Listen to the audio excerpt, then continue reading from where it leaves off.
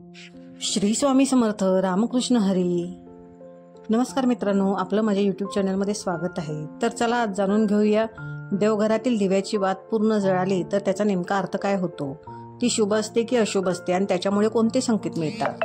तर ते जाणून घेण्याआधी आपण माझ्या चॅनलला जर नवीन असाल आणि चॅनल अजून सबस्क्राईब केलं नसेल तर चॅनलला नक्की सबस्क्राईब करा, जेणेकरून यामार्फत तुमच्यापर्यंत नवनवीन माहिती पोहोचू शकेल।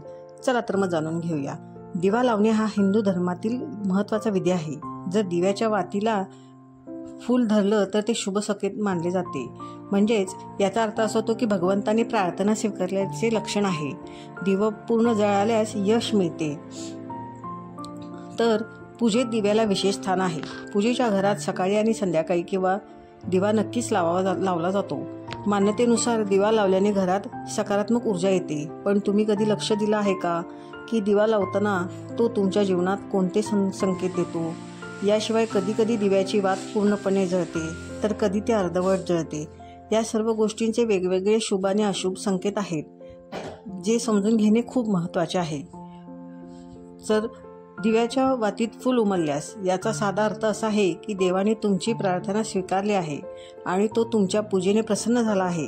कधी कधी दिव्यामध्ये देवदेवतांसारख्या आकृत्या देखील दिसू लागतात, तो खूप शुभ संकेत आहे। तसेच दिव्याची वात जर पूर्ण जाळली तर त्याची राख झाली तर तो खूप शुभ संकेत आहे। याचा अर्थ देवाने तुमची पूजा स्वीकारली आहे, तो तुमच्यावर प्रसन्न आहे, तुमची प्रार्थना त्याच्यापर्यंत पोहोचत आहे। ज्या कामासाठी तुम्ही पूजा करत आहात त्या कामात तुम्हाला नक्की यश मिळेल।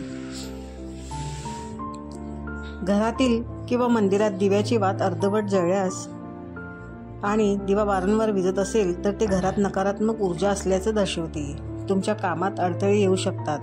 देवाचा आशीर्वाद मिळवण्यासाठी तुम्हाला अधिक भक्ती आणि श्रद्धेने पूजा करावी लागेल। जर पूजेदरम्यान दिवा विझला तर तुमच्या पूजेत काही अडथळा आहे किंवा नकारात्मक ऊर्जा तुम्हाला त्रास देत आहे असा संकेत असू शकतो। वाऱ्यामुळे विझला तर ती सामान्य घटना मानली जाऊ शकते,